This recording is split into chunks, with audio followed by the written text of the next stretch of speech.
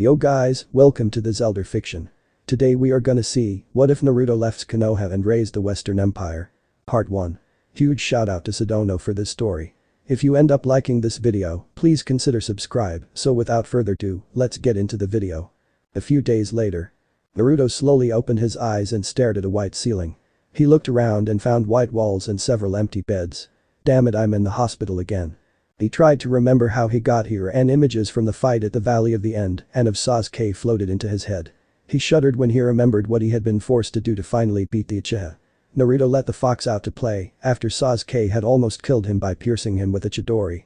The beating the blonde Jinchuriki dished out after that had been extremely brutal, but Naruto was relatively sure that Sasuke had survived and that he hadn't caused any permanent damage. Then he heard footsteps on the corridor outside his room and excited chattering from someone he knew. He couldn't understand anything, but a minute later Sakura entered his room, a grim look on her face. "Hey Sakura." "Hey Naruto." She walked towards him. "Is Sasuke alright? Is he here too?" Sakura stopped, standing right next to him. "Yeah, he is in another room and it looks like he will be okay. If Kakashi-sensei had found you 2 hours later, he might not have made it." "And the others? What about Choji, Neji, Kiba, Shikamaru and Lee? They will live." Even though Choji and Neji were a really close call. Naruto nodded, relieved, and remained silent for a second. "Naruto. What happened during the fight between you and Sasuke?" The Uzumaki paled and looked to the ground in shame. He didn't want to tell Sakura how out of hand their fight had become, and especially not that Sasuke had used a chidori to put a huge hole into his chest. After a moment of contemplation, he decided to downplay what had happened. He grinned at the pink-haired girl and rubbed the back of his head, looking apologetically. "I'm sorry Sakura-chan. Sasuke and I got a bit carried away, but you know how it is. It may look like we hate each other's guts, but in the end none of us really try to harm the other." "Naruto, I saw Sasuke's injuries. You almost tore him apart." Naruto looked at her worriedly. He had no idea what to tell her. "It's true, isn't it?"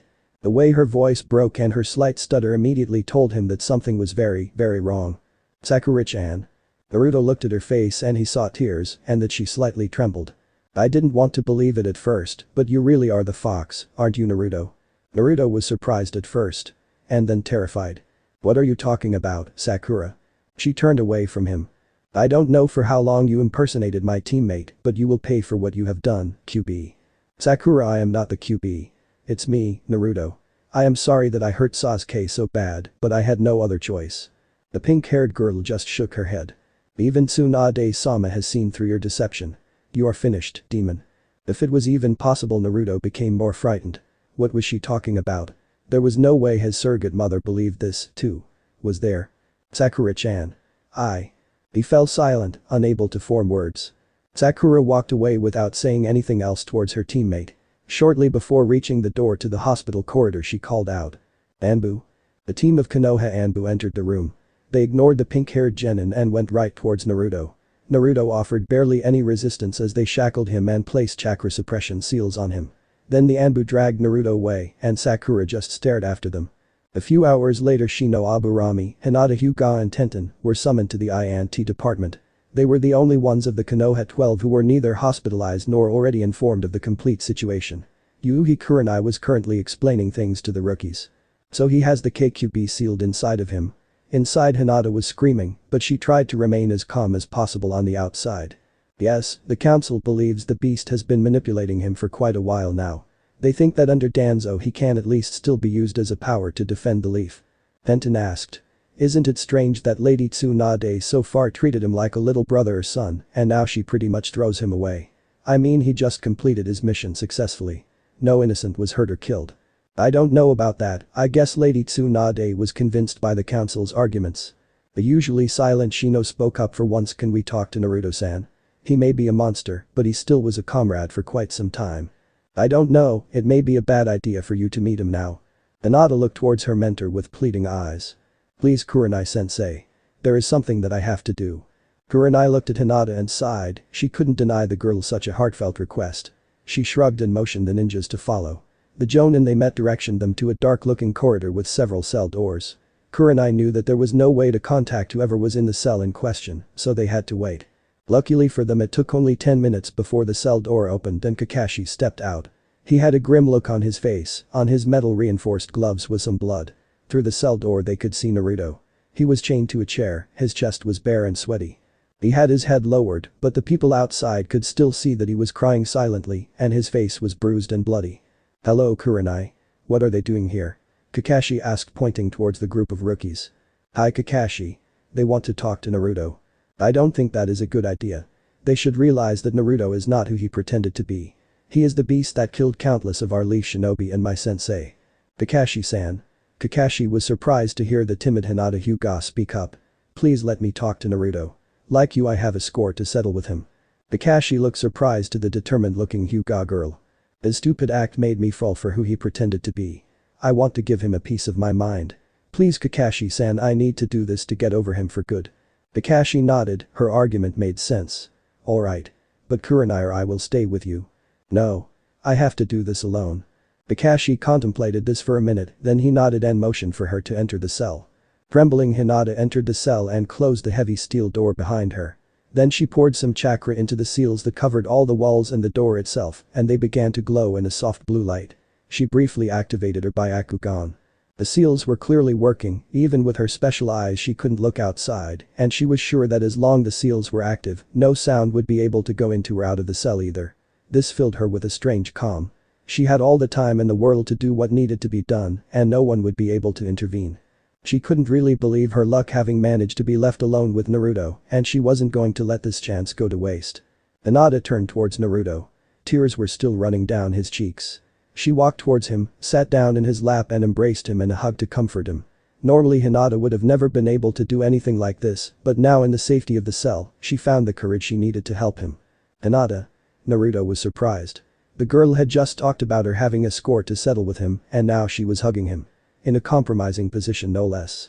"Shhh Naruto-kun, it's okay. I'm sorry about the things I said, but I really needed to talk to you." Naruto registered somewhere in his mind that she wasn't stuttering, but that was rather unimportant right now. Naruto leaned into the girl's shoulder and cried. A few minutes later Naruto had recovered enough that he was able to talk again. "Sakura and Kakashi-sensei both think that I'm a monster, the QB.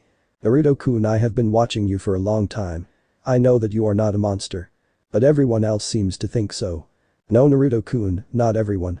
I heard Shikamaru got arrested after he attacked the first group of Anbu who were coming to get you. Even though he was hospitalized and still completely out of chakra." Naruto's eyes got wide, and then he snickered. "That seems so unlike our great master strategist." Hinata smiled at this, she had at least lightened his mood a bit. "Yeah, it really does. Will he be alright?" "Hi. Shikamaru-san is the heir of the Nara clan. Everybody says he will be released shortly because you only tricked him into helping you." But that Naruto's face fell a bit again.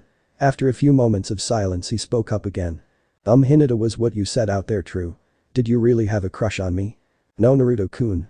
I still have crush on you." Naruto just stared for a moment. "I'm sorry. You are so nice to me and I never really noticed you." "Naruto, as I said, I watched you for quite some time and I know that you can be a bit thick-headed sometimes." Naruto wanted to protest at first, but then decided against it and let her continue. "I knew if I wanted you to notice me, I would probably have to make the first move. But I was always too shy to do that. So it's not your fault." Naruto smiled. "Thank you Hinata." "Naruto, I need you to promise me something." "Okay Hinata, what is it?" "Naruto, I need you to trust me, please. Say you will promise me what I want from you." Naruto was bit taken aback by that, but he decided to trust her. "Alright Hinata, I will promise you whatever you want. You have to promise me that you will run away from the village and not be captured again." "What? No way Hinata. I can't just leave the village. My only remaining friends are here is my home, and it is my dream to be Hokage one day." "Naruto, I'm not saying that you can never return, but as things are right now you need to get away. The village council is against you and they will turn you over to Danzo if they have their way." "Yeah, Kakashi mentioned him. Who is he?" "He is one of the village elders. My father said he was involved in programs about conditioning soldiers, switching off their emotions and making them completely obedient, and he said he was the right man to make you into a reliable tool." Naruto shuddered at hearing the phrase. "What about Tsunade Bachan? Is she really against me?" "As far as I have heard, yes, which seems kind of strange. But Naruto-kun, even if she is somehow influenced or blackmailed, please let me or Shikamaru, your friends, handle that. You need to get away for now." Alright. I promise you I will flee from the village." "Thank you." Hinata smiled happily. "Now I will get those chains off you so you can get out of here." She began standing up from his lap but then decided otherwise and sat back down. "Naruto, I'm sorry but there is something I must do." I know it is selfish, but it is something I always wanted and I might never get another chance again. And if you don't like it, please just see it as your payment for me for helping you escape." Naruto noticed that her stutter was back and nodded dumbly. What is going on? What is she talking about? Then Hinata leaned closer to him, grabbed the back of his head and kissed him on the lips. Naruto was surprised first, but then kissed back. After a few moments Hinata leaned back again, ending the kiss. She was happy to find that Naruto was a bit surprised about what had happened, but not angry. Hinata stood up from Naruto and pulled a bunch of papers from a pocket. "I made a small detour to a weapon shop to get these after my father roughly informed me of the situation and told me that I was to meet Kurenai-sensei here at the I&T department for a thorough explanation. They are specialized exploding tags for opening doors or breaking stuff like chains." She put one of the tags on the metal ring around one of Naruto's wrists and stepped back. Hinata was silently chanting in her head, "Please don't blow his hand off. Please don't blow his hand off." Then she made a hand seal while saying "Katsu." And the tag went off. A small explosion rang loudly in the tiny cell and Naruto shortly screamed in pain, but his wrist was only bleeding lightly and his hand was free. Then they repeated the process for his other hand and his feet and finally Naruto was able to stand up from the chair unbound. He stretched his limbs a bit and then captured Hinata in a hug. "Thank you, Hinata. It is thanks to you that I still believe that I have friends here." Hinata was blushing heavily now, somehow she had gotten a lot more nervous having close contact with him now that he was free. "Naruto-kun, you were the one who helped me change for the better. I will always be there for you." There was a small pause while Naruto continued to hold Hinata tight. But after a while he let her go. "Say Hinata, what will you do when I run away from the village?" Hinata looked sad when he mentioned that and answered. "I would like to come with you, but if I do that I will most likely never be able to return again. And like you I promised myself to change my clan and get rid of the caged bird seal. If no one except people I trust like Kurenai-sensei, Shino and Tenten who were with me notice me helping you, I would like to stay here and fulfill that promise. But once that is done and you still cannot return, I promise I will find you." She looked up into his eyes expectantly. "At least if you don't mind." Naruto was smiling now. "No, I really wouldn't mind that, I want to see you again." "Naruto-kun, I think we wasted enough time already, we have to get you out of here. Do you have any kind of plan?" "I will go out first and try to disable Kurenai-sensei and any other jonin who might be there. Then you will come out and help me against Shino and Tenten. From there you will be on your own. But I hope you can make it out of the building before anyone else notices you're missing. Are you ready, Naruto-kun?" Naruto grabbed the back of her head and pulled her into kiss. When he pulled back he smiled at her and said, "Now I'm ready." Hinata just blushed furiously and nodded. A few minutes later Hinata opened the door only a gap wide so that no one could look inside and exited the cell.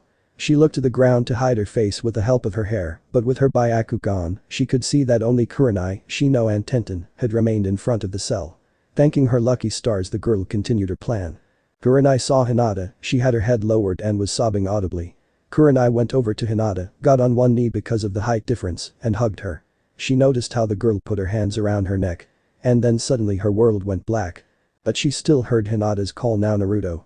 Then the cell door burst open and Naruto stormed out directly at Shino. He pulled his right fist back to possibly take Shino out in one strike, only to notice that Shino made no moves to defend himself and was calmly expecting the strike. Naruto stopped. You are not defending yourself."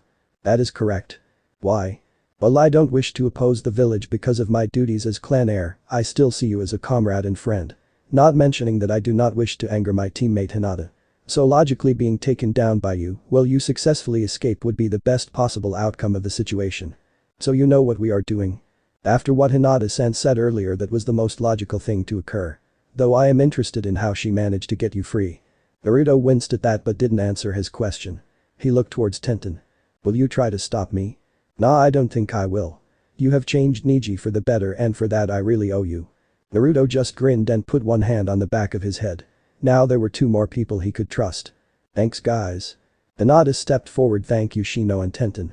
Can you please say Naruto broke free with chakra from the fox if you are questioned? I would like to be able to stay in the village." Shino nodded. "I am glad I will not lose a teammate today." Tenten agreed, too. Then Shino spoke up again. "Naruto-san, may I ask you to punch me as you originally intended? I would prefer it if this looked convincing." After one more round of convincing Naruto, he punched both of them once in a way so that they hit the wall, knocking them out cold. But before Naruto did the same to Hinata, the cell next door opened a bit, then they heard the voice of Inu Yamanaka. She already stood half in the door ready to leave the cell, but had turned around again to face inside. She hadn't noticed what had happened outside. "I will think about what you said, Shika." Just stop attacking Anbu from now on please. And then Ino fell into an unconscious heap because she hadn't noticed Hinata stepping behind her, grabbing her neck. Naruto stepped past Hinata and Ino's unconscious form into the cell. You okay Shikamaru? Naruto. Yeah I am okay, just leave me here. They will let me go after a while. But you have to get out of here now.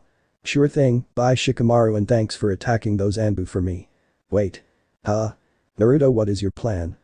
Get out of the building and run like hell. Naruto that will never work, the Leaf is specialized tracking teams, you will never escape them. Especially outside the village once they find your scent. Then what should I do? Grab as many clothes as you easily can from the people here, then get out of the building and get into a back alley. Create a bunch shadow clones and give them most of the people's clothes and your own clothes. Keep the clothes of one of the people to yourself. Then you and your shadow clones all henge into different people and spread out in different directions.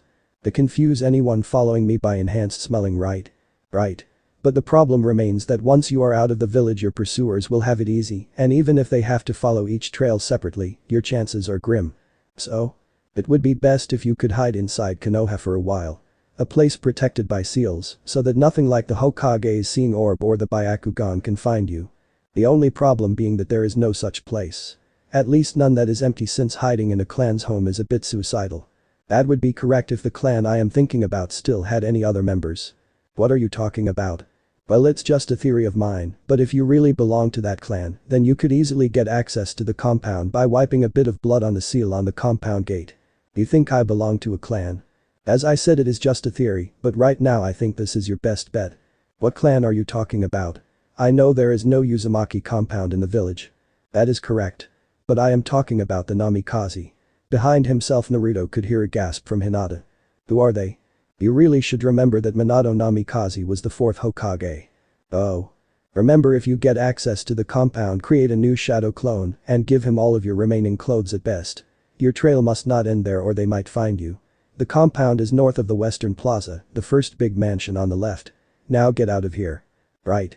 Naruto and Hinata collected all easily accessible clothes like jackets and socks and Naruto put them in a bag he had found on Kurenai. Then he said goodbye to Hinata who had to convince him to knock her out like the others. He henged into Kurenai and began his search for the exit. Luckily none of the other jonins paid him any real attention. After he had left the building. Shikamaru's plan went incredibly smooth. Half an hour later Naruto stood inside the Namikaze compound in front of the mansion door. He was only wearing his underwear at this point, but after what happened that day Naruto couldn't care less. Only 5 minutes after he and his clones had spread out he had noticed the frantically searching Anbu groups. But luckily Naruto remained level-headed and slowly walked towards his destination, avoiding all trouble. It really helped that from time to time the Anbu noticed one of his clones and got into a wild chase with it. And the compound gate had opened right after he had spilled a tiny bit of blood on it. But now after being in safety the thing that worried him most was that he didn't have the key to the mansion. Even though he thought it useless he went to the door and pushed. And it immediately opened. Naruto nearly smacked his head. Of course, if anyone made it past the seals any lock would be useless, so why bother with a key at all? He dragged himself into the mansion and began exploring. He made it only as far as one room. He had found the living room, laid down on the couch there and immediately fell asleep. I am related to the 4th Hokage. This was the thought which woke Naruto up the next morning. He immediately began searching the compound with the help of a bunch of shadow clones. He didn't have to search long. In a well-furnished office lay a paper which contained the family tree of the Namikaze. On the bottom of it were 2 names Minato Namikaze and Kushina Uzumaki Namikaze. On the paper lay a smaller note with 2 names written in a fine handwriting Naruto Naruko. On the desk next to the paper with the family tree stood a picture with 2 people in it. A blonde male he recognized from the Hokage mountain and red-headed woman. Naruto started crying a little. He had found out who his parents were. The rest of the day was spent with searching the rest of the house. On the attic he found a box with clothes that fit him. Unfortunately the clothes were for the most part completely free of orange and had a lot of blue on them, but Naruto didn't really have much to choose from. There was a big library with jutsu, scrolls and ninja books, but Naruto ignored this for now. He found a little well in the completely overgrown gardens, so water was not going to be a problem, but there was no electricity and no food. Luckily someone else solved the second problem for him. On the next morning Naruto found a blinking seal in the office which looked strangely similar to a letter. So Naruto went down in front of the mansion door and to the mailbox. Its entrance slot was outside of the seal, but it could be easily accessed from inside. Naruto found a single scroll, which he soon identified as a storage scroll. After a quick search of the well-organized library, he found the description how to open such scrolls, and a few tries later a big bag came into existence containing a lot of noodles, meat, spices and 3 big bottles of drinking water, even though he didn't need them. Naruto once again silently thanked those who still supported him. From there on, every few days there would a new scroll for him with new supplies. Later that day, when thinking about how people could be able to sniff him out, he remembered something. Uchiha no Jutsu. In a puff of smoke an orange toad appeared. "Hey Gamakichi. Hi Naruto. How's it going?" Not that well. Say Gamakichi. Jiraiya is the toad sage, and I am contracted to the toads. Now if he wanted to contact, find or even catch me, what could he do? Well, he would most likely be able to do all of those things. I think that Marpa would agree to reverse summon you if he wished it. Naruto was a bit shocked, but he had feared that much. Then I want out. I can't risk him catching me or finding out my location, even though I don't really know if he's with me or against me. Wait a second, I will ask Ma and Pa about that. He disappeared in a cloud of smoke and reappeared a few minutes later. They said they will allow you to put the contract on hold. You won't be allowed to summon us during that time. Jiraiya will be allowed to send you messages, but not to reverse summon you or ask us about your location. If you summon one of us, then the contract will be in full effect again. Is that okay with you? Yes, sounds good. Gamakichi. I will miss you, buddy. I will miss you too, Naruto. I hope you will be able to resolve whatever there is between you and the old geezer soon. I hope so, too, and then Gamakichi vanished again. Over the following week he made a bunch of discoveries. First of all was that he finally realized the special ability of his clone jutsu to transfer the clone's memories to him. But even though he got the memories of the last clone running from the Anbu 2 days after his arrival in the mansion, he only recognized the importance of this discovery after finding it mentioned on scrolls about jutsu training exercises. Then he found out that his mother was the former Jinchuriki of the 9-tailed fox from some correspondence of her with her family in the whirlpool. If he had any ill will towards his father for making him a Jinchuriki at all, it vanished with this bit of information, because it was a family thing apparently. On the 3rd day he finally found out what the strange contraption was which he had found in the cellar. It was an experimental device which was able to store chakra and convert it into electricity to provide it to the rest of the house. Naruto had definitely no problem with giving a bit of chakra to the thing, and from there on he had lighting as well as running and even warm water. 2 days later he found the plans for the seals around the compound. Before he had tried to avoid the gardens out of fear of being seen from one of higher places in Konoha by looking over the compound wall. But the seal system contained a gain jutsu which would always show outsiders a fixated, even outdated view of the mansion. The place was soundproof too. That meant he would be able to train outside of the mansion without any troubles. So he did. With several hundred shadow clones mostly. On the 6th day Naruto decided to pay the fox a visit. He got into a meditative stance in the middle of his living room and concentrated on entering his mindscape. Several minutes later he stood in the familiar dark sewer in front of the gates holding the 9-tailed fox. "Hey stupid fox. What do you want, brat?" "Well, furball, I found out that the 4th Hokage was my father and that my mother was your last Jinchuriki. But that opens up a bunch of new questions. First of all, how the fuck did you get free from my mother?" "TCH, I won't tell you." "Arg, so is it correct that first my mother died after or because of childbirth, through that you got free somehow, and then my father died while trying to seal you?" "No, they both died together after I impaled them on one of my claws." "You were just trying to piss me off now, aren't you?" "Maybe. Listen, I really want to know what happened. So if there's anything you want apart from getting free or destroying Konoha, maybe we can compromise." "I will think about it." On the last day of the week Naruto made one final discovery. There were many jutsu in the library, but there was one jutsu which really stood out. It provided means to both attack and defense, as it enabled somebody to easily escape dangerous situations. Naruto knew that if he wanted to leave Konoha like he promised, this would be the jutsu to learn. His father's signature move. 3 months after Naruto first entered the compound. Naruto was sick of staying in the confined space of the mansion and decided to bring his plans to leave Konoha into action. When he stepped outside of his clan compound he was hinged into a regular chunin. On his back was a giant storage scroll. He was happy when he had found the 3 big storage scrolls one day. While normal storage scrolls could only contain one item, these big scrolls were littered with 100 little storage seals, which together could hold a lot of stuff. Like everything that wasn't absolutely unmovable in the Namikaze compound. Naruto had his clones even disassemble and seal the cool chakra power plant in the basement. The jutsu library was completely taken just as well as the contents of the armory and any documents he could find. Naruto created 4 shadow clones and sent them on their way with specific orders. He himself made his way to his personal target. The Konoha Ninja Bank.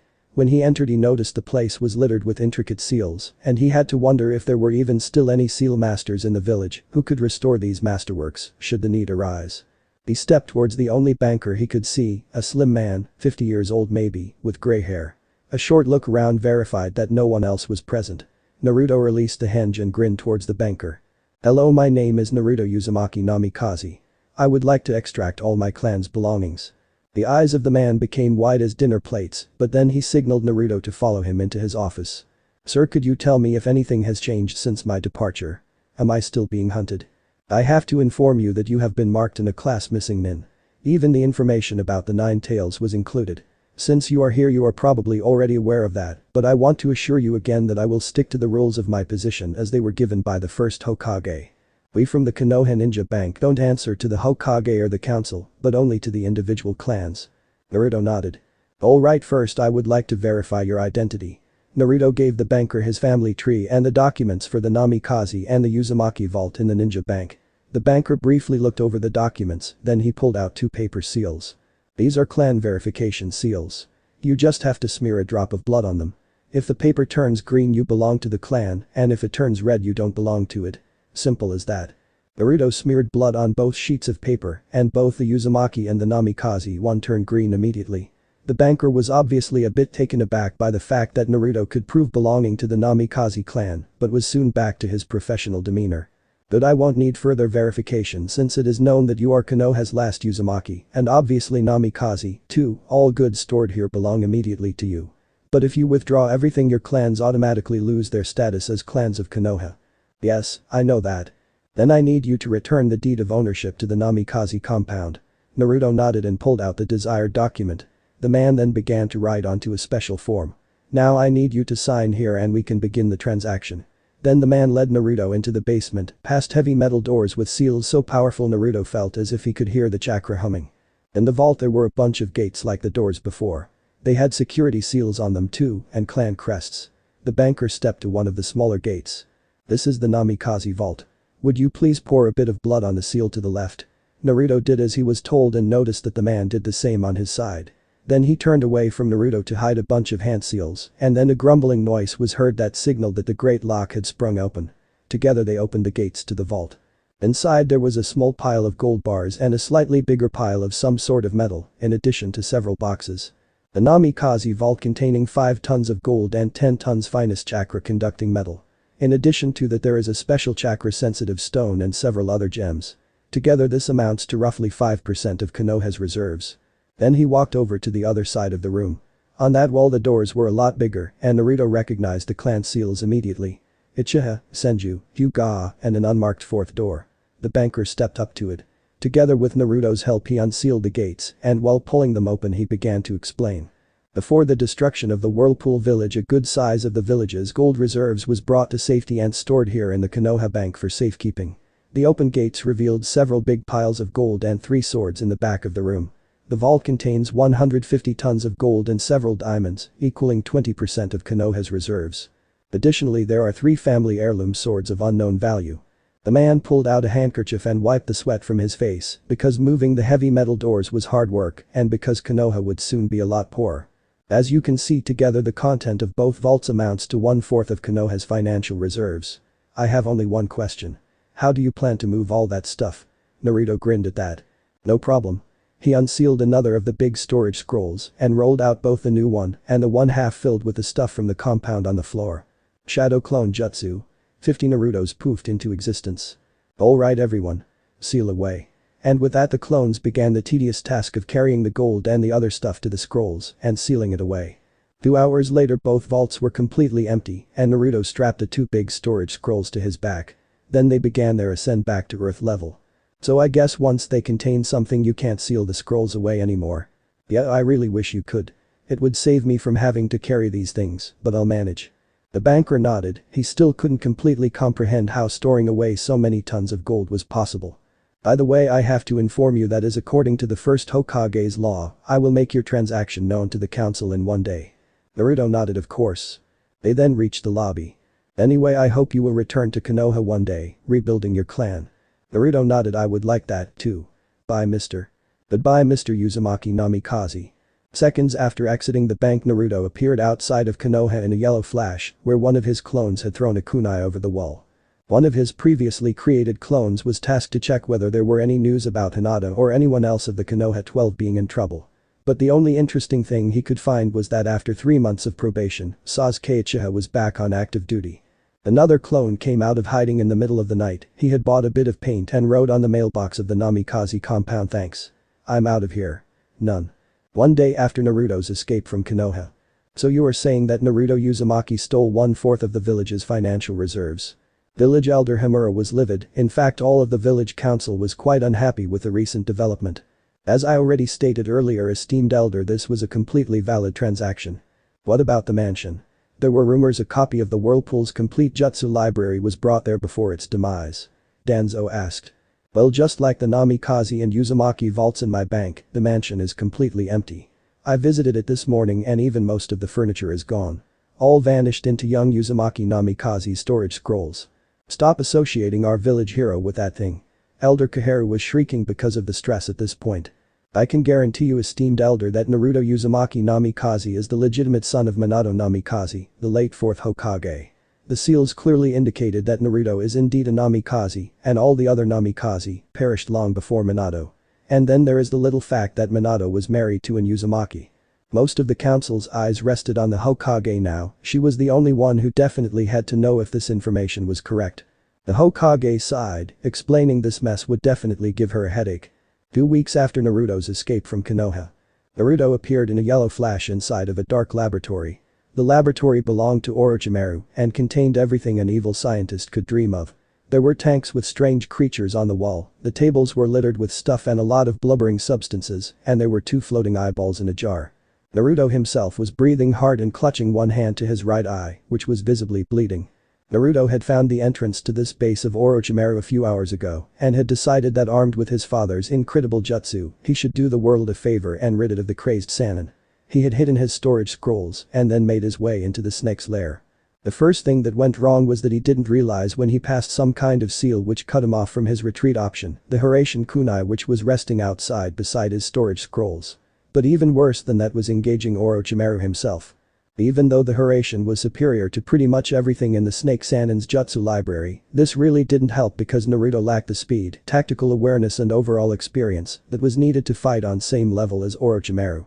Luckily, he had thrown one Hiraishin kunai into this part of the laboratory a while earlier and he could use it to catch his breath. But Naruto was sure that it couldn't be long until Orochimaru found him. Naruto grabbed a kunai from his pouch and used its grinded blade as a mirror to look at his wounded eye. Naruto hadn't been fast enough and Orochimaru was able to stab him with his stupid blade. Naruto was no medical expert, but he could clearly see that his right eye was completely destroyed. Naruto reached out to the fox inside of him. "Hey furball, let's say I was to lose an eye. What are the chances that it grows back thanks to your powers?" "Hahaha. You pitiful human. Losing an eye. Serves you right." Naruto left his mindscape. This was clearly not helping. Naruto looked around in the dark room. He focused on the 2 eyeballs swimming in some kind of fluid. Naruto noticed that the eyes held the Sharingan, the famed Dijutsu of the Uchiha clan. Why the hell doesn't Orochimaru use these eyes with his current body? As far as I know, he is completely fixated on those things. Apart from that, a crazy idea sprouted in Naruto's head. And who was to stop him? "Please don't use those eyes." "What do you want, fox?" "I don't like the Sharingan, don't use it, mortal." But then Naruto completely ignored any further comments from the demon fox.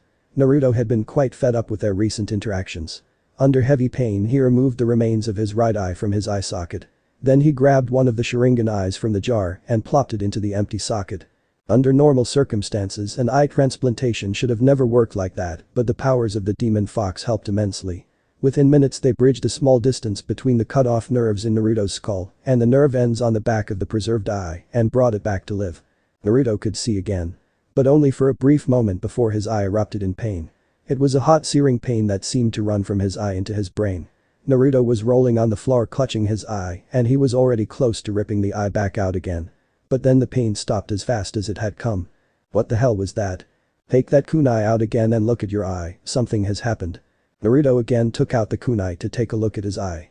He was surprised to find that the eye was wine-colored with black rings in it. "What the hell is that?" "Rinnegan, there was a small silence kit, you should really take the other eye, too." "What the heck? I won't give up my perfectly healthy left eye, and weren't you completely against using those eyes a while ago? Just take the second eye and get out of here, we can talk about this later. You need to get away from Orochimaru. Okay, now I am seriously freaked out, since when are concerned for my safety. As I said, we can talk later. Naruto quickly sealed the jar with the remaining eye into an empty storage scroll and then bolted out of the door into a dark corridor, only to see Orochimaru and Kabuto coming around a corner on the far end of it. But luckily he could outrun them with the help of a few teleportations via his technique. Eventually Naruto reached the stairs to the surface, and even though he had to leave some of his Hiraishin kunai behind, he continued his escape. While bolting up the many steps, Naruto could finally feel his kunai on the surface again and teleported to its position. He quickly grabbed his 2 storage scrolls and started putting as much distance between him and the lab as possible. 2 days of running and using the Hiraishin to try and lose possible trackers later, Naruto felt relatively safe again. Naruto sat down and entered his mindscape. Hello kid. I have a proposition for you. You use that second eye you got and allow me watch what you are doing and talk to you whenever I want. In exchange I will tell you everything about the day of your birth and my attack on Konoha. That sounds fair, but why are you so interested in those eyes? A friend of mine had the same eyes. And let's just say you remind me of him. I might tell you more another time. Alright, I will implant the eye now, and then you can tell me about the day of my birth. The new eye was already in its place, and like the other one it had painfully turned into the Rinnegan. Naruto was recounting what the fox had told him. So that Madara guy set you free and made you attack the village. But after he was gone you of course didn't just stop, forcing my father and mother to work together to seal you. While doing that they were mortally wounded by you, but my father would have died anyway because of the sealing method, and my mother would have eventually died because you were ripped out of her. Well, not entirely accurate, but that's about the gist of it. Alright. So what about these eyes? That is the strongest Dojutsu in existence, the Rinnegan. It gives its wearer 7 different new abilities. He can only have one of those active at a time, but he can kind of give the other abilities to another body and control it. The Rinnegan allows its user to learn all of the different elemental jutsu.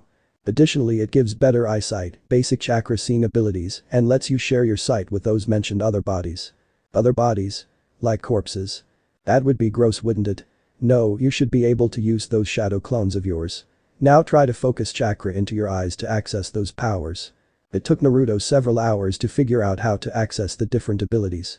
When he poured chakra into his eyes in a specific way, he could practically see, or rather feel, 7 rings, from which he could choose one to access. He figured out the ability of each ring, or path as the fox called them. But he was still far away from completely mastering them. Let me recount what we have learned. You possess the following paths. Eva lets you control gravity. Asura lets you transform your body into several metal weapons. You should stop using that with your real body. Human possesses mind-reading abilities, probably mind-altering ones, too. Pre-talk can absorb chakra, allowing you to stop any chakra-based techniques. Elemental allows you to create creatures made of the different elements, you still need a lot of training on that one. Protection allows you to create nearly unbreakable barriers in your line of sight. Healing has an excellent healing ability, it should enable you to heal normally mortal wounds. One day later Naruto figured out how to grant his Rinnegan abilities to his shadow clones. First he needed to create some sort of chakra-conducting metal by pouring chakra in a special way into his wrist. The process of drawing the metal from his body was really gross, and Naruto hated that part. Then he needed to create a shadow clone while focusing on the path he wanted to create. The shadow clone would just vanish after a few minutes if it didn't insert some of the chakra-conducting metal into itself. Since the metal contained the same chakra as the clone himself, the clone wasn't destroyed by it. By adding the chakra metal, the path clone was complete. Naruto had a much more direct link to those clones than to his normal ones. He could give and take messages and orders to and from those clones and could see what they saw. This was highly disorientating at first. Naruto and his newly created paths would stagger around, trying to concentrate on the correct field of view, while the fox only laughed. While training his Rinnegan, Naruto found out the best way for him to travel. In the morning he sent out a couple of shadow clones with some Hiraishin kunai and spend the day training himself. The clones would leave 1 kunai on their way every few kilometers. In the evening after training, Naruto would then pack up and start using Hiraishin on one of those kunai after another, picking them up in the process. By doing this he could do both training and traveling on the same day. 1 week after gaining the Rinnegan. Hey, furball. What do you want, kid? Wait a second, do you have a name? Addressing you by insult seems to be getting old these days. Name's Kurama. And don't get soft on me. Alright Kurama, you see I realized that I can't switch my eyes off. And since I am kind of traveling while trying to stay hidden, these one-of-a-kind eyes seem really inconvenient. You are right, kid, not to mention that people might want to attack you just to get your eyes. Yes, so can I do something about that? As far as I know, transplanted dijutsus are always active no matter what you do. I may be able to do something, but you would need to trust me for that. Alright Kurama, do it. He allowed the fox's chakra to flow out of the seal and could feel it make its way through his chakra pathways and into his eyes. After a few minutes he blacked out from the pain. Naruto was slowly waking up from his pain-induced sleep. Welcome back, kid. Did you have nice dreams? Of a certain pale-eyed vixen perhaps? Shut up, fox, you could have warned me that this would hurt so much. It's not exactly like I do this everyday, kid. How should I have known? Naruto sighed and took out a kunai to take a look at his eyes. He could see cerulean blue orbs reflected on the steel. Wow, Kurama, you are awesome, it is even the same eye color. Heh. Of course I am awesome. I am the QB no Kitsune after all. Naruto briefly poured a bit of chakra into his eyes and saw them change into the Rinnegan before he released the chakra and they changed back. This is so cool. Then a puff of smoke alerted him. Sitting before him was Gamakichi. Hey Naruto, are you alright? When I checked on you earlier you were rolling on the floor in pain. Hey Gamakichi. I'm good, that was nothing. He grinned and rubbed the back of his neck. So what are you doing here? Any word from the old pervert? Yeah, in fact I am supposed to take you to him. But Ma and Pa guarantee you that we will bring you back here as soon as you want. Alright, do it. First Gamakichi vanished and a few minutes later Naruto suddenly found himself at the beautiful Montana Mamboku. After gazing around the landscape for a bit he focused his attention to the toad sage standing in front of him. Hey Gaki. Hi Hirosenin. Would you mind telling me why in the world you are listed as an A-class missing nin in the newest bingo book? How come you don't know? All of Konoha has been after me for several months now. Well, I have been sent on a long mission by Tsunade shortly after you returned from capturing that Sasuke kid. Naruto blinked. Had Tsunade purposely kept Jiraiya out of everything? Well, you see, Tsunade had me arrested by a bunch of Anbu for no reason and wanted to hand me over to that Danzo fellow. They said the fox was controlling me or something like that. You know that you were the reason Tsunade decided to become Hokage. Her just deciding you pose too great a risk to the village doesn't make any sense. Well, I don't know, maybe someone brainwashed her or something. Okay Gaki, I will see what I can find out. For now try to stay out of trouble until I get this problem solved. And avoid the Akatsuki at all costs, keeping you safe will be really difficult for now. And I guess you won't be able to get any meaningful training until this is over. Naruto, I know you are dying to show off your new abilities, but for now you should pretend he is right. Naruto nodded. Jiraiya took a small look at his seal, and soon Naruto said goodbye to his sensei and the toads, and was brought back to his previous location. 3 months after Naruto's escape from Konoha. Naruto was currently restocking his supplies into Kigakure. Additionally, he had bought a few new clothes. Kid, I can feel there is another Jinchuriki nearby, only 2 streets ahead. Okay Kurama, we'll check it out. But we have to keep a low profile and not do anything to alert this village of our presence. When they entered the indicated street they saw a girl with green hair rolled up into a ball with several other children around her. She was about the same age as Naruto. The other children seemed to have a lot of fun with throwing things at the girl and shouts like monster. And other insults could be heard. Scratch, keeping a low profile. We will get this girl out of here if she wants to go. 1 year after Naruto's escape from Konoha. Naruto and the girl, who had been identified as Fu, had arrived in the far west outside of the great ninja nations. Naruto and Fu had trained together all the time and both had become significantly stronger. Fu had almost no real ninja training before her time with Naruto, but Naruto was able to teach her all the basics and currently she was progressing well in her study of lightning jutsu. Naruto himself had mastered the elements of wind and fire and many jutsu associated with them. His control over the different paths of the Rinnegan was nearly flawless. He had no problem coordinating all of his paths in confined spaces or spreading them out over several kilometers. The path allowing him to create elemental beasts was the only one not completely unlocked since he still hadn't mastered all the elements and the creation of wind beasts proved to be quite difficult. But Naruto liked his fire elementals a lot, they consumed quite a bit of chakra, but they were a fearsome side and their heat was enormous. He had taken a personal liking to the gravitational powers of the Diva path. So he kept that to himself and spread the other abilities among his clones. Additionally, Naruto had learned quite a bit of sealing techniques and even started developing his own seals. He still hadn't heard anything from the old Toad Sage since their last meeting and he was wondering what could have happened or what the old geezer had learned to continue to avoid Naruto. The western lands were war-riddled and poor. Dozens of little warlords were trying to gain more influence and land through constant warfare.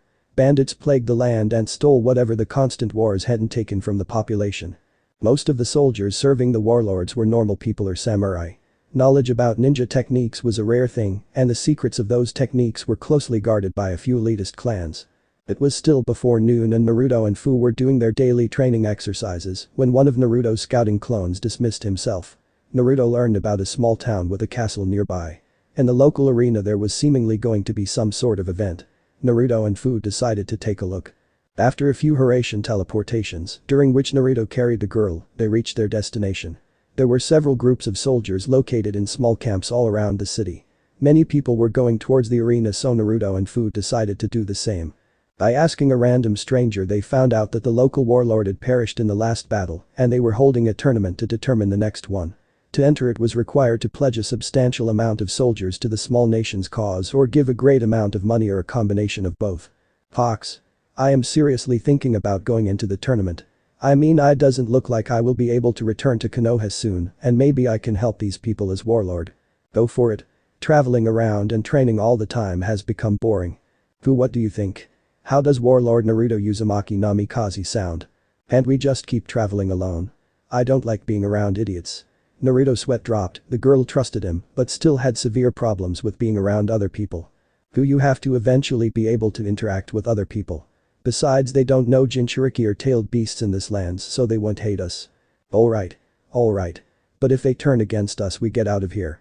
Naruto made his way to some official-looking men who were obviously keeping each competitor's commitment, as there was already quite a heap of gold and gems next to them. On their table were dozens of papers, seemingly containing details about the promised soldiers. I want to join the tournament. The officials looked at him a bit skeptically but let it go. Can you pledge any soldiers to our cause? Well, if I win there will be one really strong one helping us. At this, the girl with green hair standing next to the blonde waved towards the officials. But I would rather simply pay in gold. Okay, you will have to pay 10 tons in gold then, but you only have half an hour left to get it here. Naruto shrugged, took one of the storage scrolls from his back and unsealed the required amount. The officials just stared at him. Do you want to register any additional fighters? One of officials thought the blonde was maybe an easy source of money for the region. Nah, thank you. Sorry Fu, but I'd like to do this alone. Fu nodded. Is that all? The officials nodded. What are the rules for the tournament? Everything goes. Most of the other competitors have registered a bunch of fighters relative to the amount of money and men they could provide, which means you will be severely outnumbered. Naruto shrugged, numbers definitely wouldn't help them. Well, if that's all, I'll be going now. Naruto nodded towards them and then made his way into the arena. In one corner of the arena, the designated competitors were arguing on how to organize the tournament. They couldn't come to a consent on how to pick the fighters and whether it would be one-on-one or group fights. Naruto simply strode into the middle of the arena, enhanced his voice by chakra and cleared his throat. Alright people, the name is Naruto Uzumaki Namikaze, future Kage or whatever you call your supreme leader here. You there? With that, he pointed to the group of competitors who had stopped arguing and stared at the boy. I will earn the title of warlord today, and it won't matter if you attack me one at a time or together. Come at me. Naruto could have easily won the tournament just by catapulting all his enemies out of the stadium, using his diva path. But he wanted to impress his soon-to-be subjects and convince them of his strength. A perfect opportunity to flaunt his abilities. He quickly activated his Rinnegan and created his 6 paths. Instead of creating new chakra metal to control them, he unsealed some existing one. First, a single samurai made his way towards Naruto, a large katana resting on his shoulder. Naruto decided to take on the man by himself. He simply took out one kunai and charged. His taijutsu had improved along with the rest of his abilities, and even though the samurai had the range advantage, he didn't stand a chance. After exchanging a series of blows, Naruto stopped the katana with the help of his kunai and kicked the man's wrist, sending his weapon flying. His next strike rendered the man unconscious. Then a big group of about 20 samurai darted towards Naruto, their swords ready to strike. Naruto decided to simply create 100 shadow clones and let them do the work. It didn't take long, and all the samurai were overwhelmed by the numbers, and the clones knocked each of them out. Then Naruto dismissed the clones. 3 people in similar clothing, clan members most likely, started throwing knives out of thin air and throwing them towards Naruto and his paths. The protection path stepped forward and created several purple shimmering barriers in midair that stopped the projectiles. After they had seemingly run out of ammunition, Naruto's pre-top path quickly incapacitated one of them using a strike to the solar plexus. Then he grabbed the other 2 by their throats, held them up in the air, and started sucking out their chakra through his hands. They struggled for a bit and then fell into unconsciousness. The path let them go and they collapsed on the ground. Naruto's Asura path stood in a group of competitors using his metal-enforced limbs to block swords and pummel his enemies. He then shot out metal tendrils out of one of his hands that restrained his remaining adversaries and strangled them into unconsciousness. Two enemies charged at Naruto from different directions. Naruto quickly did a few hand seals Fueton. To top a wave of wind flung the enemy charging him from the front into the arena walls. Then Naruto extended one arm in the direction of the other enemy and catapulted him into the other side of the wall using his gravitational abilities. He heard bones snap and realized that he had used a bit too much force, so he sent his healing path to help the man. Naruto's human path used a low-powered Rasengan to bring down one enemy, but then he was destroyed by a man who could manipulate water without hand signs, using it like a whip. Naruto quickly threw a few kunai at the man, then teleported towards him using Hiraishin and incapacitated the surprised man. A single enemy, another samurai, was left standing. Naruto sent most of his remaining chakra to his elemental path, allowing him to create a giant fire elemental, which could only be described as a walking inferno. Heat radiated through the whole arena. His last competitor shrieked and ran away. The fire elemental dispersed shortly after that. Naruto stood proudly in the arena among the horde of defeated enemies. Most people were staring silently at him because they couldn't believe what they had witnessed. Well, except a small girl with green hair. Woohoo, you rock, Naruto Niasen. And soon the rest of the arena joined in celebrating their new warlord. Flashback. On the day of Naruto's escape. The Hokage was currently recounting the events as they were told by the witnesses. So Naruto broke his chains using the fox's powers. He then knocked out everyone in his way. Somehow he exited the I&T department without being spotted and created a bunch of shadow clones to throw his pursuers off. He is still on the run at this point. Shino, Hinata and Tenten nodded. That is not entirely correct, Lady Hokage. Kurenai was speaking up and the rookies became nervous. The other two are only trying to protect her, but I know that Hinata actively assisted Naruto by knocking me unconscious and she was most likely responsible for freeing him from his chains, too. As her sensei, I am truly sorry for this occurrence. Unfortunately, she obviously still has feelings for the boy and acted on them because of her small experience. I request being allowed to personally choose and perform her punishment. But that request was denied to Kurenai. There was no trial or official statement. Hinata simply disappeared on that day. 1 year after Naruto's escape from Konoha. Hinata was dragged to the office of Danzo Shimura by two Anbu. She was extremely pale and thin. When the Anbu pushed her into the office, she had trouble regaining her balance and even staying upright. On her forehead was the mark of the cursed seal of the Hyuga clan. Ms. Hyuga, it has been more than 1 year, hasn't it? Danzo clearly waited for some kind of response from her, but none came. You see, normally traitors to the village are immediately executed in public. You are fortunate that we couldn't afford to have the honor of the Hyuga blemished by the stupid actions of one little girl. Again he left a pause to allow her to say something, but she just stared at him. Anyway, even though you betrayed the village, I still plan to make use of your abilities. You see, there are some missions, assassination missions mostly, in which the survival rate is especially low. Sending good and loyal ninja on those missions is always a painful thing to do. Why you want to use me for suicide missions? Exactly, Ms. Hyuga, and if you run away or are simply too late on your return, we will activate your cursed seal, cutting off all loose ends. You should already know that you will nowhere be safe from us activating it, should the need arise. Hinata collapsed, her weakened muscles unable to support her. Well, of course you will get a few months to rebuild your strength beforehand. Good luck, Ms. Hyuga. Then she was dragged out of the office by the Anbu to begin her training. 1 year later. Hinata knew she was in big trouble. So far she had successfully completed 3 assassinations and 1 intelligence gathering mission, and she had never gotten as desperate as she was now. Finding her target, which was traveling with its small army, had taken far more time than she would have liked already. But the security measures around the camp were what was really giving her headaches. Hinata really didn't like this assignment. Her previous targets had been 1 corrupt government official, 1 drug lord and a B-class missing nin hiding in Kumo. After she had read each target's files and gathered information about them, she didn't have any qualms killing every one of them. But this time things were different. She was to eliminate an uprising warlord in the western lands, who was seemingly succeeding in uniting the war-torn land. So far he controlled about 1/3 of the overall region. There hadn't even been any big battles to accomplish that since he had used diplomacy, surgical strikes and the assassination of a particular cruel warlord to get this far. But most of the conquered warlords had joined his side after he had challenged them to personal battle. His strength had become legendary. The warlord had started a campaign against the local bandit groups and succeeded in driving most of them away. The lands had become significantly safer and the civilian population could go about their daily work safely again. Additionally, the warlord had negotiated a trade agreement with Suna, and wares traveled to and from the great ninja nations that way. The region was starting to recuperate. Out of fear of losing their power, the remaining warlords had joined together into several alliances. But those would break apart when their common thread was gone. This warlord, however, had the possibility to truly unite the land. And the Leaf, or Danzo rather, didn't want that to happen. Hinata had been impressed about what she had learned about the man and even considered abandoning her mission, but that would have meant certain death, and no matter how unlikely it had become, she was still trying to keep her promises to Naruto. Besides, her target had a whole army surrounding him, so if she somehow managed to kill him, it would basically be his own fault. Hinata was currently following a supply carriage drawn by an old horse and manned by 2 civilians. To her luck, the carriage stopped and one of the civilians stepped into the foliage surrounding the road, presumably to take a leak. Hinata snuck up on the man, and after a juken strike to the neck, he fell to the floor unconscious. She searched his body and produced a few official-looking documents which she put into her pockets. Then she used Henge to take on the man's appearance and went towards the carriage. Without a word, she sat down beside the other civilian and they made their way towards the army camp. She had tried to approach the camp before. The small ditch with wooden spikes in it and the small wooden palisade would both have been a joke for someone with her abilities and training. But in addition to that, the camp was surrounded by seals, and Hinata didn't want to test what would happen once she crossed them uninvited.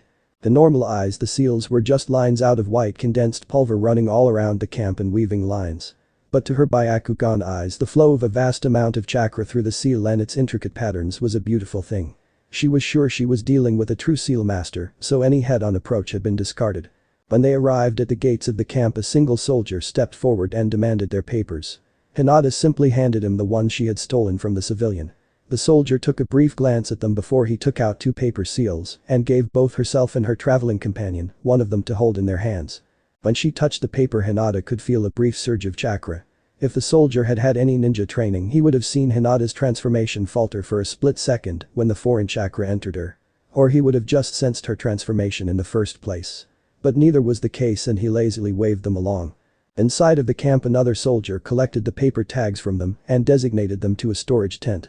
Hinata helped the civilian to unload the cart to avoid suspicion and then investigated the rest of the camp. The soldiers scattered throughout the camp seemed to be in good spirits. There was chattering everywhere, weapons were sharpened, and boars were roasting over several bigger fires. In what seemed to be an area designated for training, she saw dozens of soldiers sparring with different weapons. And there was a small group of soldiers training basic chakra control techniques. It was nothing truly impressive, and the men were probably too old to ever get anywhere beyond Chunin level, but it was a start. It was obvious that this warlord would want to found a ninja village of his own eventually, and Hinata gathered that it was just another reason why Danzo wanted him dead. Then she saw her target walking away from her. She recognized the blonde hair and black armor with an orange fox emblem on it from the stories. She could see he was younger than she had expected, and he was walking carefree through the camp with a green-haired girl of the same age to one side of him and a black-haired man in a kimono on the other. The blonde had a strange piercing coming out of the back of his neck. The 3 of them were inspecting soldiers and wares delivered to the camp. Somehow the man, or boy rather, seemed familiar even though she could not see his face, but Hinata's mind had entered professional mode. This was her chance, she would perform the assassination and escape in the confusion. She ran up to the group and jumped. Slamming her knees into the blonde's back, she forced him to the ground. At the same time, she slammed down her left palm onto his back, right where his heart was, and channeled enough chakra through her hand to make it explode. She was experienced enough that she didn't even have to use her Byakugan to safely hit her mark. The body vanished into a puff of smoke. Hinata didn't have any time to really contemplate what had happened. In the next moment, the green-haired girl was upon her, wielding twin kukri crackling with electricity. Hinata managed to gain a little distance by throwing an explosion tag directly at her feet, and she and the green-haired girl got away from it in different directions. After the explosion, Hinata had to start avoiding throwing knives the black-haired man produced out of nowhere, and thanks to her swiftness and agility, she managed to avoid all of them. She was just about to activate her Byakugan when suddenly Hinata's whole body was yanked back with great force. She flew several meters through the air as if carried by invisible strings, and then something hit her on the back of her head. Everything went black. Hinata woke a while later. She expected to be in chains and heavily guarded. Instead, she found herself on a comfortable bed and her hands and feet were free. Judging from the ceiling, she was inside of a big army tent, and a classy one at that. She looked around and saw Naruto sitting by her side, looking at her. He was a lot taller than she remembered, and he was dressed in the armor of the local warlord. Fate had played another sick prank on her. Naruto himself was her target. Of course she would not kill him, but that meant certain death. Hinata began to cry. "Shh, it's okay, Hinata." Naruto stroked his fingers through her hair. Hinata grabbed onto him and wept into his shoulder. "What happened to you, Hinata? Why do you have the caged bird seal and the other seal?" Kurenai-sensei told the Hokage what happened. "Tsunade handed me over to Danzo, and he makes me do missions for him and will activate the seal if I fail. Naruto, I'm so sorry. I was trying to kill you." Hinata broke out into fresh tears. "It's alright, Hinata, I'm fine." Naruto was stroking the back of Hinata's head, which was still resting on his shoulder. "But why didn't I find out about you being arrested? I gathered information about what happened in the Leaf whenever I could. If I had known, I would have gotten you out of there before any of this happened." Hinata sniffed but calmed down a bit. "Danzo said they didn't want me to ruin the clan's reputation." Naruto shook his head. "Bastards. Naruto, what should I do? They will activate the cursed seal in 2 weeks, and there is no way that I fulfill my assignment. I promise you, Hinata, I will find a way to remove that seal from you before that. You will be safe here." He said that even though he wasn't exactly sure if he could do it. He had already tried to remove the cursed seal while she was sleeping and failed miserably. "Will you stay here with me?" Hinata smiled at him and nodded. "Of course, Naruto-kun." She let her head hang low. "I mean, it isn't really like I could return even if I wanted to. I guess I will never be able to change my clan." Naruto continued to stroke her hair to try and comfort her. "We will figure something out, okay? Naruto-kun. You said something about another seal on me earlier. How did you know about that?" "Well, since I've been training sealing techniques, I discovered that I have really good intuition when it comes to seals. I guess it is kind of a bloodline since my father was a seal master and my mother's clan was famous for their seals, too. Long story short, I could basically sense the seal. Am I correct that it seals off your ovaries and prevents you from having kids?" Hinata nodded. Danzo had been very careful in avoiding the Byakugan from falling into foreign hands. Naruto grinned. "Then we should do something about that." He winked at her. Hinata fainted. "Damn it. I was just joking." "Are you sure about that, kid?" After Hinata woke up, they continued to talk for a while. Naruto told her a bit about his travels and his time as warlord. "Hey kid, I have an idea. I need to talk to the both of you." Hinata QB wants to talk to us both." "What?"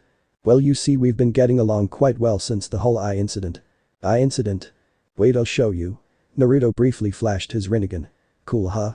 I'll show you what it can do later. Anyway, Kurama has really helped me out in the past and I guess we kind of are friends now." He grinned.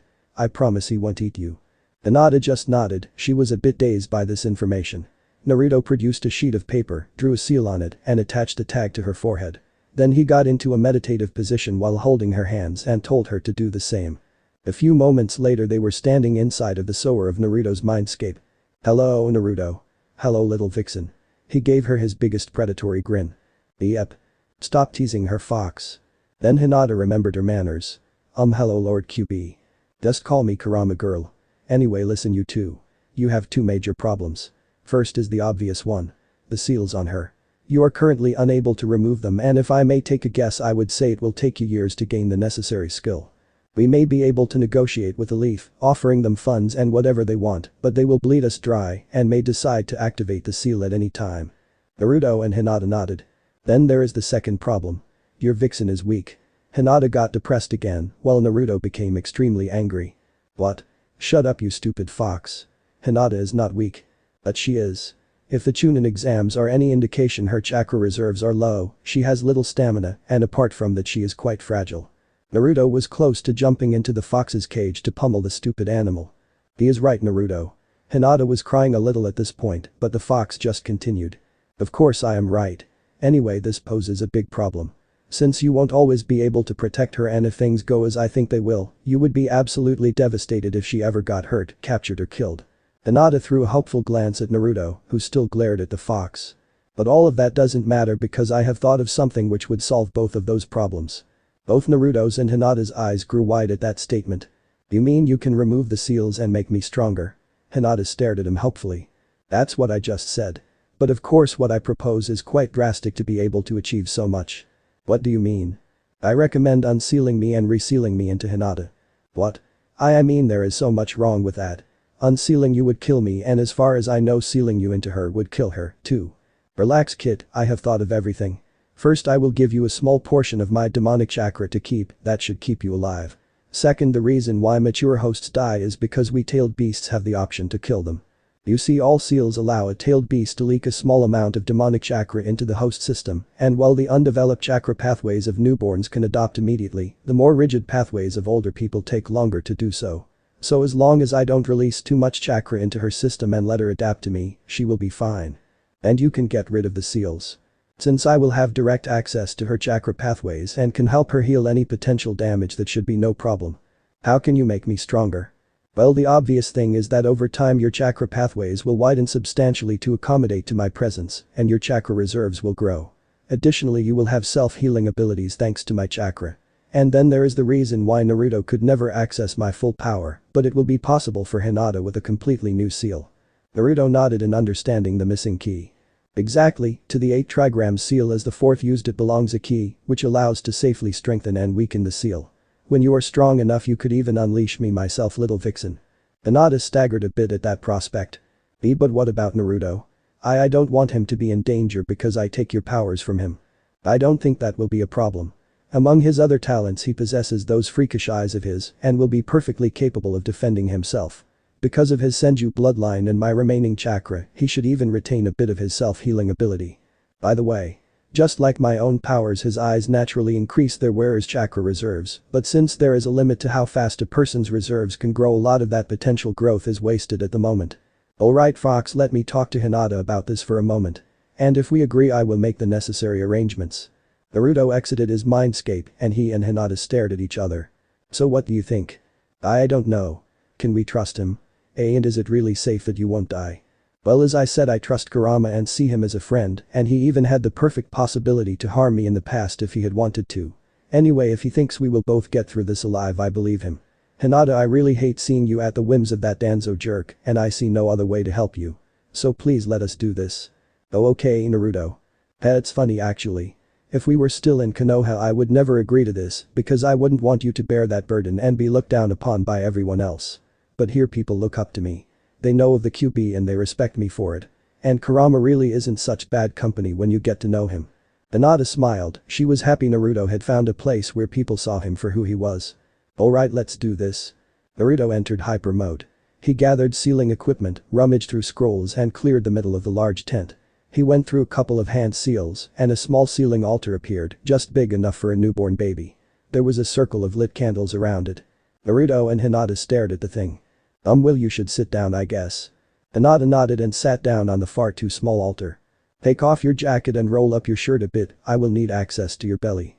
When Hinata took off her Anbu jacket and sat before him in a black shirt, Naruto couldn't help but notice that she had developed quite well in certain areas. He started blushing. I am not a pervert. I am not a pervert. Concentrate, damn it. Naruto got into a meditative stance in front of Hinata and entered his mindscape. Naruto looked up to the big fox, who was towering above him once more. We are ready, Kurama. Then let's get started, kid, rip off that seal. Naruto went towards the giant gates. He noted that the paper seal was far too high to reach, but somehow his intention to access the seal caused him to float into the air towards it. When he was right in front of it he unceremoniously ripped it off. The giant gates burst open and Naruto was flung back a bit into the sour water.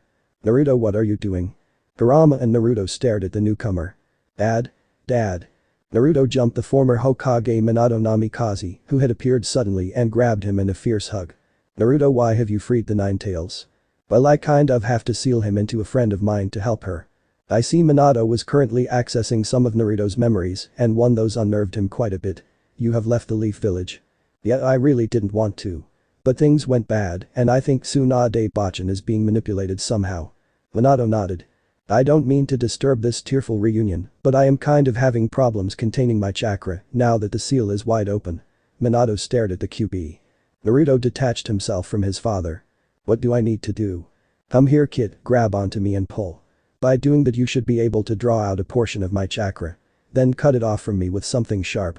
Naruto did as he was told, made his way towards the fox inside the open cage and began to pull. He drew a wide stream of red chakra from the beast. Alright, stop, kid, don't be greedy. Naruto nodded, he pulled out a kunai and separated the stream of chakra from the QB. He could feel the separated power become a part of himself. In a puff of smoke another person appeared in the room. Kushina. Mom? Again Naruto captured the newcomer into a hug. He was crying tears of happiness now. I am so glad I get to meet you. But how is this possible?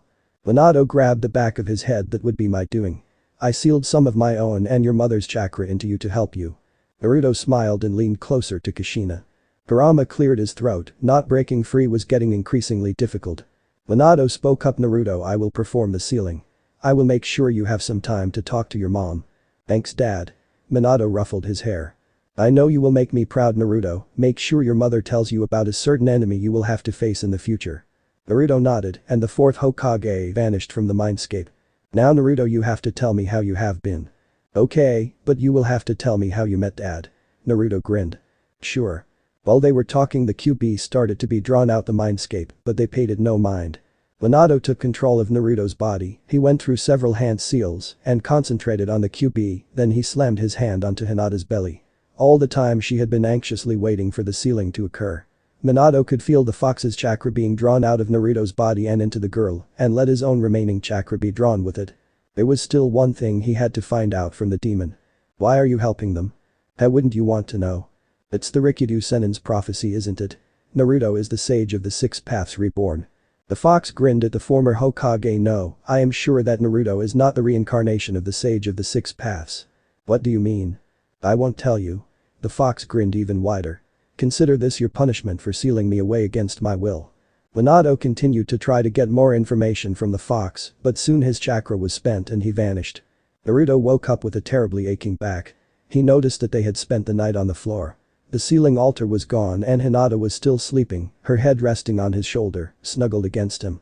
"We must have passed out after the sealing." Naruto gently wiped a few strands of hair out of Hinata's face and noticed her unmarked forehead. "Nice work Kurama." No answer. Damn it. Naruto had become quite accustomed to the presence of the Ninetales. He briefly wondered if he would go insane because the demon fox was not talking inside his head anymore. He carefully detached himself from Hinata not to wake up the sleeping girl, gently picked her up and placed her on the single bed in the tent. Then he went about his morning routine. An hour later Hinata woke, she had slept extremely well and felt well rested. Somehow she remembered lying on something really comfortable, but this bed didn't seem to fit the bill. "Good morning Vixen." "Yep." The voice had completely startled her. "Haha, teasing you will be so much fun. Anyway, take a look in the mirror will you?" After she had gotten her bearings and remembered yesterday's events, she went towards the big mirror located in one corner of the tent and immediately realized that the curse mark was gone. "You have already managed to remove it. I am deep in your debt Kurama-san. Well, sorry to tell you this, but I could not push enough power through you to really break the seal. Instead I activated its secondary function, sealing off your Byakugan and consuming the seal in the process. But I promise you I will be able to restore your eyes' powers in a few weeks." Hinata nodded, losing her Byakugan was a small price to pay for her freedom and if she was able to use it again soon, even better. Naruto entered the tent, his Rinnegan active. "Good morning Hinata. Wanna grab some breakfast? I would like to introduce you to my captains, too." "Sure Naruto-kun. Ano, why do you have your eyes active?" "Well you see among other things they give me the ability to summon special clones which I can control all the time. I can see what they see and if there is a difficult problem they can directly talk to me about it through a mind link. I let them do most of the boring stuff while it gives me time to train and do other things. Anyway, let's go."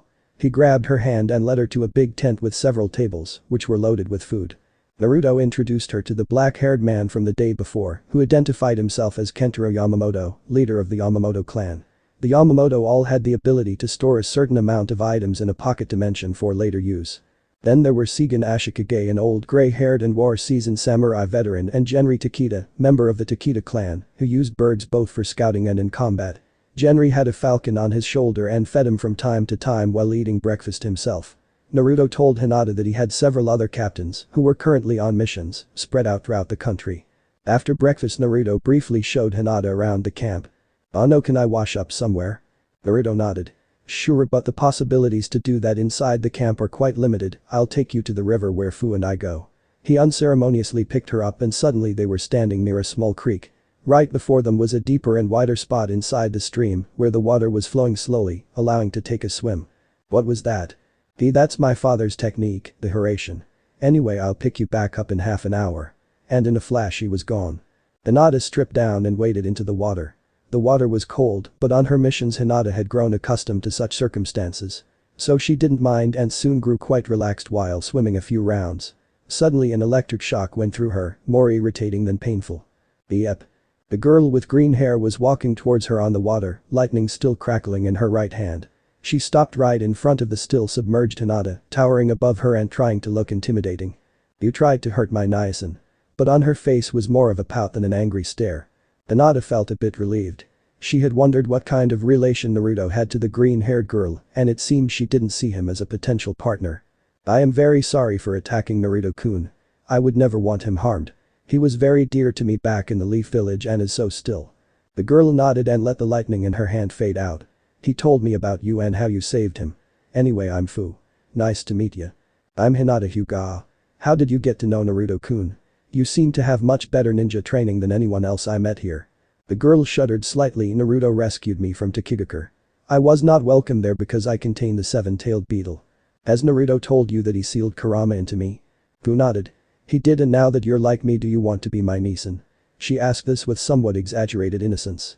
Yes, I would like that very much. The girl grinned. Then you will have to earn that. Hinata nodded. Naruto asked earlier if I could help him with your training, and I intend to do so.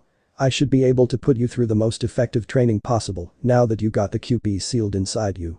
And you will call me sensei. I would really appreciate your help, Fu-sensei. Anyway, I will let you continue your bath now. See you later. Goodbye, Fu. So that's it, huh? What do you mean, QP-san? Well, she seemed to be a bit too forgiving for you trying to kill Naruto. I guess she is planning to get her revenge by putting you through hell in your training. Not that I mind, my container has to be strong, so I approve of whatever she has planned. Hinata winced a bit but promised herself that she would endure the training or punishment rather and become the girl's friend. After Hinata had finished her bath, got dressed again and finished the rest of her morning routine, Naruto appeared and teleported her back to the camp. He led her to a storage tent where they got new clothes for her, now that she was no longer working for the Leaf Village. She picked black Anbu-style pants and a dark gray Anbu jacket with Naruto's orange fox head symbol on its back. She completely got rid of her hit I-8, throwing away everything associating her with Konoha. You have quite a bit of ninja equipment here. I guess you already made plans for starting your own village. Hey, even better. Let me show you. He led her to a big seal in one corner of the camp. This is a seal I developed myself. It works on the same principles as the Hiraishin. But while the Hiraishin only works for myself and whatever I carry, these seals can transport multiple people or bulky stuff. Even better is that while my clones get destroyed when trying to use the Hiraishin, they can contribute the chakra necessary to the seals, meaning I don't need to be present for the teleportation. Unfortunately, it requires the same seal at both the start as well as the end location. This is amazing, Naruto-kun. Have you taught this technique to anyone, like Fu? He shook his head. Unfortunately, I wasn't able to teach her. I fear that some part of it is some kind of genetic requirement or a bloodline. How far does it go? Well, the maximum range for the Hiraishin and the smaller teleportation seal is about 3 kilometers. I am actually not sure if there is a distance limit for the big seals, like this one. Anyway, step in. After they stood in the middle of the big seal, Naruto went through a few hand seals. In an instant the scenery changed, the army camp was gone, and instead they stood just outside of a small village. On a field nearby, about 30 children were practicing advanced chakra control techniques, ninjutsu and taijutsu with one of Naruto's paths and several shadow clones. On another field, several other kids were instructed in sword techniques by a bunch of samurai. As you can see, I started gathering a bunch of promising students and training them almost immediately after becoming warlord. Most of them are either orphans or from one of the existing ninja clans who joined me. Oh no, what about the samurai? Well, you know, the samurai arts are more common in this parts than the ninja ones. The experienced samurai can do really interesting things by channeling chakra through their swords. Anyway, I was thinking about trying to teach some outstanding students both arts. Even with the sword in the way, they could still do one-handed hand signs. Hinata nodded. It was an interesting idea, but not many people would be able to learn both very different principles of chakra manipulation. Oh no, Naruto, have you taught them anything else but the practical taijutsu and ninjutsu skills? Naruto grinned apologetically and grabbed the back of his head. No. I mean, Iruka's stupid lessons were just boring and didn't help. And I try to teach them gain jutsu, but since I can't do it, it's kind of difficult. Naruto, they need to be taught how to plan missions, to act in a team, lead a squad, calculate success changes, formulate battle tactics or long-time strategies, and how to handle difficult situations. And have you taught them survival skills?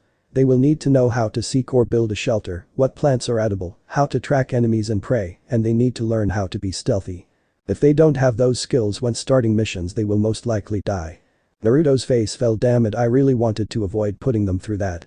Well, maybe you can try to teach many of those things in a practical way. Like surviving in the wild for a while under controlled circumstances. Or having them plan and execute mission-like stuff. I don't know, like your old pranks maybe.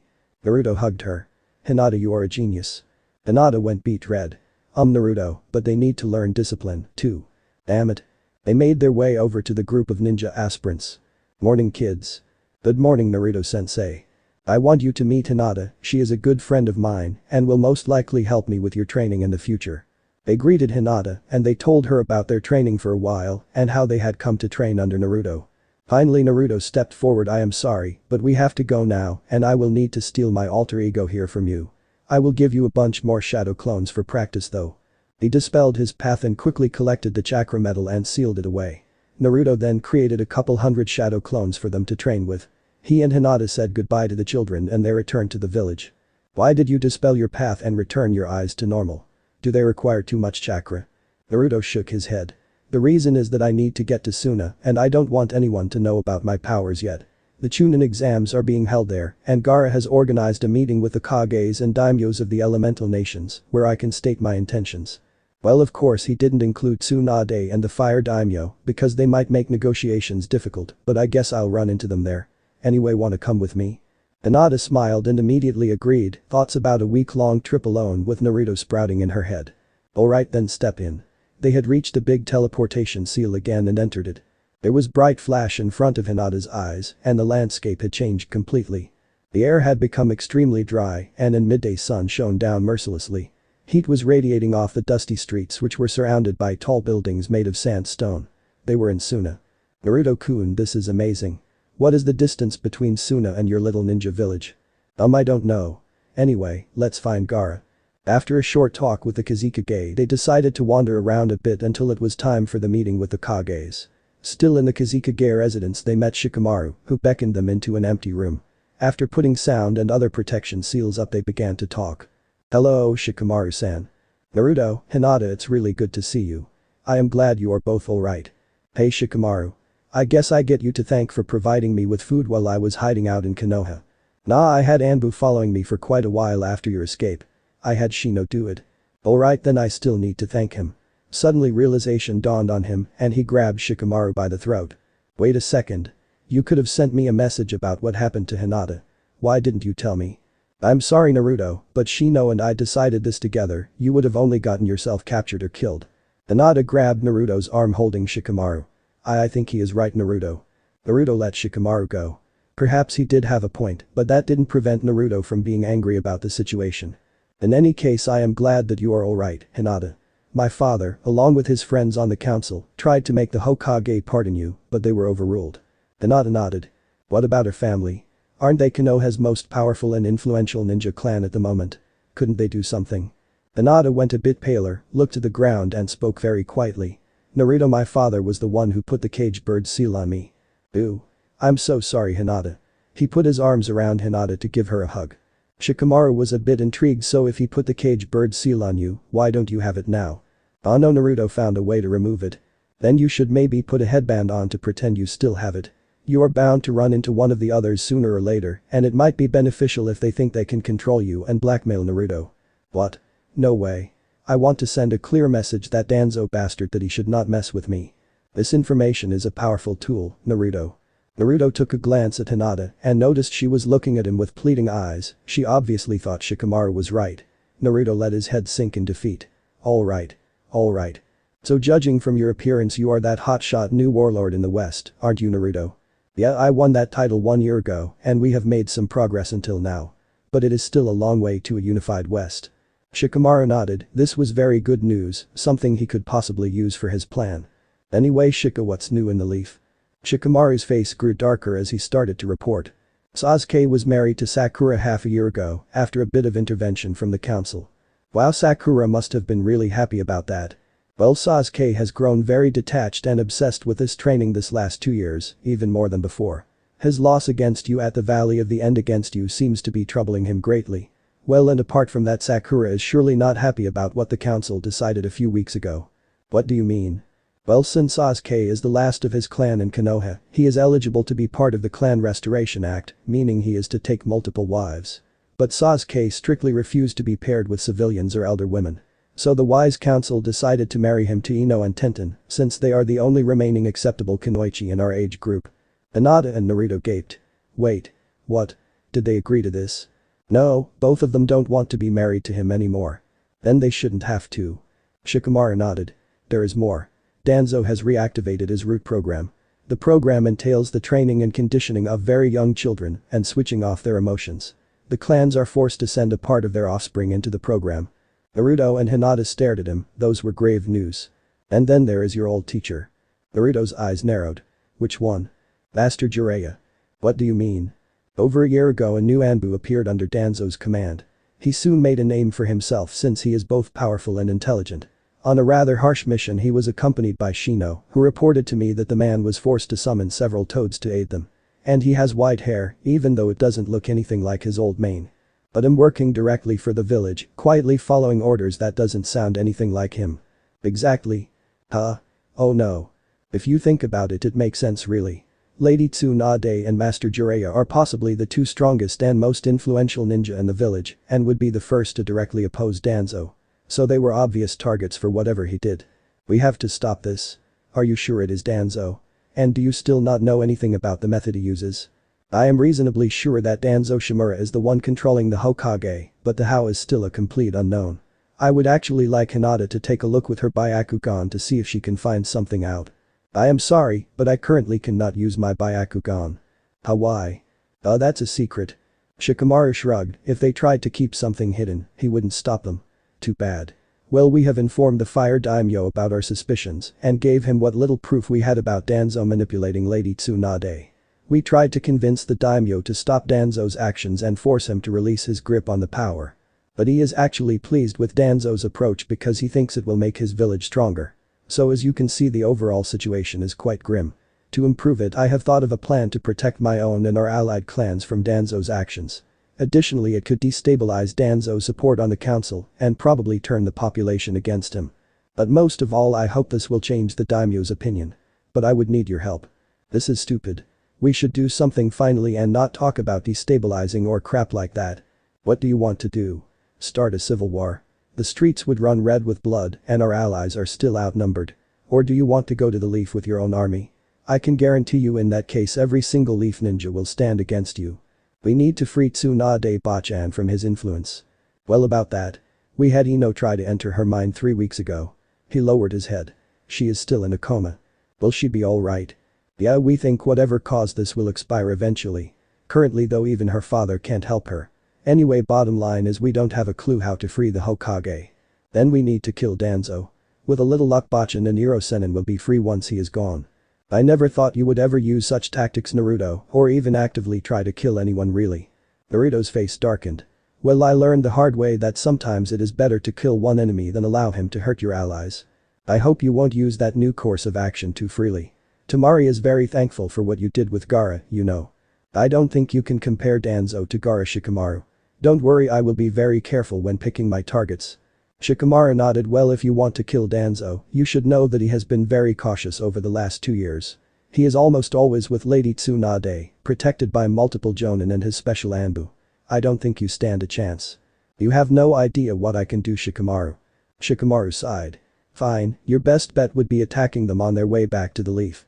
You should probably wait until they have crossed into Fire Country territory. And don't get yourself killed. Don't worry, Shikamaru, that Danzo guy is as good as dead. Alright, but please still listen to what I had planned. Think of it as a backup plan. An hour later, Naruto and Hinata entered the meeting room together with Gaara. As their host, Gaara was the first one to speak up. Honorable Kages, daimyos of the elemental nations, I'd like you to meet Naruto Uzumaki, warlord of the West. After Naruto had introduced himself personally to the Kages Mei and Inoki and the 3 daimyos, he began to talk. My friend Gaara has informed me that many people in the elemental nations are somewhat apprehensive about the idea of a unified West. I am here to assure you that I have no intention of ever holding lands in the East. Furthermore, I would like to sign non-aggression pacts with every one of you and be allowed to send my own genin teams to the elemental nations Chunin exams in the future. Mei spoke up. I currently see no reason why we should refuse such a request. However, we are short 1 Kage and daimyo. Why is the Leaf in the Land of Fire not present? As you are probably aware, I am a former Leaf shinobi and currently listed as an A-class missing nin. Well, my promise to not hold any lands in the elemental nations of course applies to the land of fire as well. There will be no non-aggression pact with the Leaf, since I still have certain objectives in that village. Everyone nodded. Well, there was peace within the east. The villages were certainly not against the idea of the other villages getting into trouble. But you must be aware that your friend Gaara, as you call him, will be forced to stand with the Leaf should you take any action, since Suna and Konoha are allied. I didn't really think this would be the case. This whole meeting was far too well planned out for that. But he still wanted to know what cards they were holding. That is not the case. Gaara's voice was as monotone as ever. Our treaty with Konoha has expired a few days ago. One of the main purposes of Lady Tsunade's presence here is without a doubt the renewal of the alliance. But as things stand, that will not happen. Everyone nodded. One more thing. Naruto was a bit nervous. This was the deciding point. My full name is Naruto Uzumaki Namikaze, but I assure you Lord Tsuchikage that I hold no ill will against Iwa. Onika's eyes went wide. Minato Namikaze was a war hero of Konoha in the Third Great Shinobi War and hated enemy of Iwa. You are the son of the fourth Hokage. Yes, however I am currently unable to back up that claim. But I am sure the Hokage will be more than ready to prove my parentage to you. Inoki nodded. Of course the Leaf would try to turn him against Naruto. But after what Naruto had told them, it seemed Inoki could just as well have the boy and his former village battle it out. A most interesting situation. Very well, I will accept the non-aggression pact. Naruto was relieved. He had achieved what he wanted. After the meeting was over, Naruto decided they should watch the finals of the Chunin exams. He and Hinata were making their way over to the arena when they ran into someone with pink hair. Sakura. It was none of Naruto's usual happy greetings, more of a statement. Hello, Sakura-san. Somehow Hinata managed to put enough malice into her voice that Sakura shuddered slightly. Hello Naruto, Hinata, her eyes narrowed. Naruto, you are an A-class missing nin. Give me one reason why I should not apprehend you. Naruto shrugged. The same reason why I am not allowed to pound some sense into you and whoever's with you. That diplomacy stuff. If I attack you here, all the other Kages will be pissed at me, same for you and everyone else from Konoha though. Who would grant an idiot like you diplomatic protection? Naruto groaned. Sakura was deliberately being a bitch. Sakura, you know Gaara and I have a history and we have been friends since back then. And for the record, I have control over a territory almost as big as Fire Country right now, so there is reason enough for me to have diplomatic protection. Sakura scoffed. He held most likely some backwater country which would soon collapse under Naruto's guidance. Anyway Hinata, why are you with the idiot? I heard you were on a long-term mission. Well, I was arrested because I helped Naruto escape and then was used to carry out suicide missions until I met Naruto again. You helped him? Don't you know what he is? No, I don't. Why don't you tell me, Sakura? He is a monster, Hinata. He is being controlled by the nine-tailed fox. Funny that he seems so much more human than other people. If I had to choose whether to call him, Danzo, or my father a monster, I would most definitely not choose Naruto-kun. Danzo is a great man. The great man. And you simply ignore that he has people marry who do not want to, and that he steals little children from their families. My mother told me that was necessary to ensure the Leaf's future and the strength of its future shinobi. Your mother told you? Wait a second. Did your mother tell you the part about Naruto being a monster, too? The usually quiet girl became uncharacteristically agitated. Sakura was silent for a second. That's it, isn't it? You just do and think what your mother tells you to. Sakura, I thought you were a stupid bitch before, but you are just pathetic. Naruto knew the situation was escalating quickly and tried to change the subject. Anyway, I heard you are married to the team now. Sakura was still gaping at Hinata since she hadn't expected such an outburst from her, but as she registered Naruto's words, she turned to him. Stop calling him Team Yubaka. She almost hit him out of reflex but stopped just in time. She noticed that Hinata had already been ready to retaliate. She sighed and calmed down.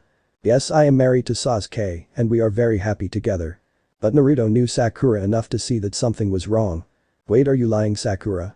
Are you actually unhappy now that you are together with Sasuke? What do you know, you stupid idiot? And she stormed off. Well, that was unpleasant. Let's go to the arena, Hinata, and watch the finals.